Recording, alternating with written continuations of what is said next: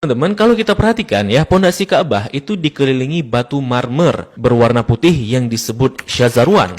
Fungsinya untuk menahan pondasi Ka'bah agar tidak rubuh atau terkikis karena dahulu daerah area Ka'bah berpasir dan terkadang berbanjir. Maka dikhawatirkan hal itu akan merobohkan Ka'bah. Oleh karenanya dibuatkanlah syazarwan ini untuk menopang pondasinya oleh orang-orang Arab dahulu. Untuk era sekarang, syazarwan ini juga berfungsi untuk menghindari adanya jamaah yang terjepit di dinding Ka'bah ketika haji. Nah, di dekat pintu Ka'bah, masih di area syazarwan, kita akan melihat sebuah tanda berupa 8 buah batu mewah. Ini disebut dengan area Mi'jan, merupakan lokasi di mana Nabi Ibrahim dan Nabi Ismail mengadon tanah liat untuk membangun Ka'bah. Begitu pula, ini merupakan lokasi favorit Rasulullah SAW, serta tempat di mana Jibril mengajarkan salat kepada Nabi Muhammad SAW.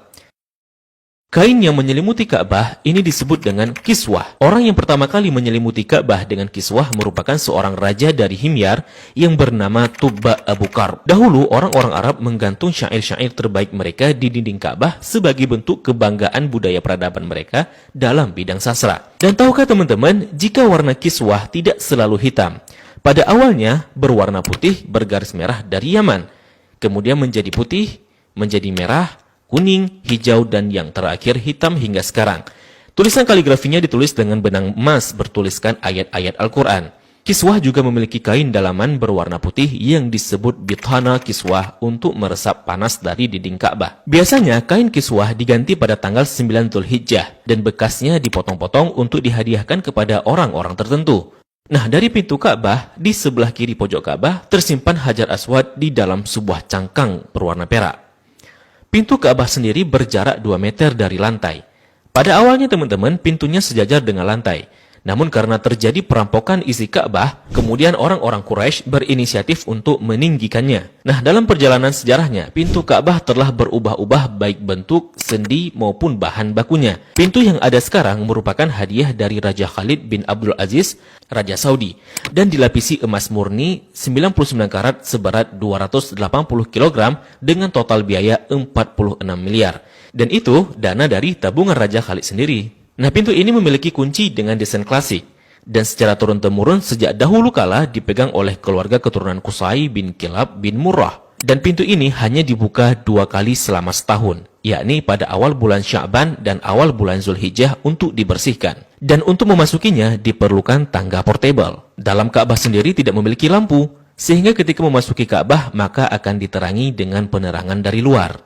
Nah, ketika kita memasuki ke dalam Ka'bah, maka kita akan melihat jika lantai dan dinding dalam Ka'bah dihiasi dengan batu marmer yang dominan putih. Marmer hijau menghiasi lantai dengan bentuk persegi yang dihiasi oleh marmer coklat di sampingnya. Kalau kita salat di dalam Ka'bah, maka garis ini bisa jadi batas safnya. Kalau diperhatikan, maka di sudut terdapat potongan marmer hijau. Ini sebagai tanda bahwa Rasulullah SAW melakukan salat di tempat ini saat memasuki Ka'bah. Begitu juga di bagian pojok dan dindingnya dihiasi 1, 2, 3 marmer hijau. Di bagian atas juga terlihat ada beberapa buah saluran udara yang didesain sedemikian rupa. Jika kita mengadah ke langit, maka kita akan melihat jika langit-langit Ka'bah dihiasi dengan kiswah berwarna hijau. Jika diperhatikan, maka terdapat tulisan Ya Manan yang artinya Maha Pemberi. Kemudian di bawahnya sebelah kanan bertuliskan Ya Dzal Jalali yang artinya yang memiliki keagungan. Lalu di sampingnya bertuliskan Wal Ikrami yang artinya yang memiliki kemuliaan. Di bawahnya tertulis penggalan surah Al-Baqarah ayat 144 yang berbunyi Qad nara taqalluba wajhika fis sama'i falanuwalliyannaka qiblatan tardaha fawalli wajhaka syatral masjidil haram. Kemudian di tengahnya bertuliskan kalimat tauhid La ilaha illallah Muhammadur Rasulullah. Dilanjutkan di bawahnya bertuliskan surat Ali Imran ayat 96 dengan bunyi Inna awwala baitin wudi'a lin-nasi lalladzi bi Bakkata mubarakan wa hudan lil alamin. Kalimat ini tertulis berulang-ulang hingga memenuhi dinding atas dan langit-langit Ka'bah. Di bagian atas terlihat jika langit-langit Ka'bah ada 3 penyangga yang kemudian ditopang oleh 3 tiang dari kayu dengan diameter 44 cm dengan jarak antara tiang 2 meter sekian. Tiang ini dihiasi dengan 6 hiasan cincin terbuat dari emas.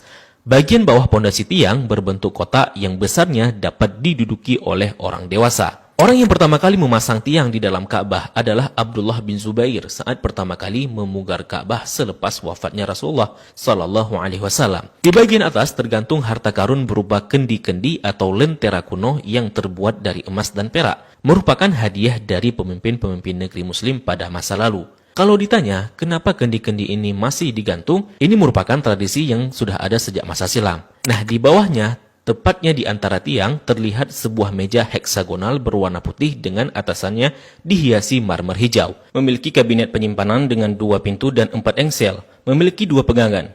Ini berfungsi untuk menyimpan bukhur dan minyak wangi seperti kasturi, ember, gaharu, dan sebagainya yang nantinya digunakan untuk mencuci dan membersihkan Ka'bah. Dan ini merupakan wadah untuk menaruh wangian. 2 sisi dinding Ka'bah terdapat 1, 2, 3, 4, 5, 6, 7, 8, 9, 10 buah plakat yang tertempel di dinding Ka'bah dengan warna yang berbeda dan terbuat dari batu alam. Salah satu yang mencolok adalah plakat yang tepat berada di depan area Rasulullah SAW.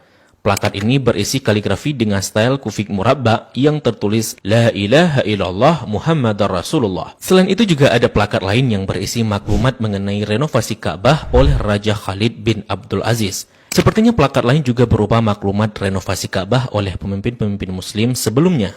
Di sampingnya terdapat sebuah pintu yang disebut pintu At-Taubah yang sepenuhnya dihiasi dengan emas murni. Di belakang pintu ini ada sebuah tangga yang mengakses ke atas Ka'bah. Dari atas dapat dilihat jika ada pengait untuk mengikat kain kiswah dari atas.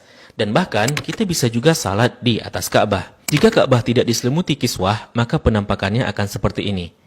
Nah, kiswah Ka'bah akan diganti setahun sekali dan harganya mencapai 50 miliar dengan berat 650 kg. Kiswah juga berfungsi untuk menghindari dinding Ka'bah dari keretakan akibat panas matahari.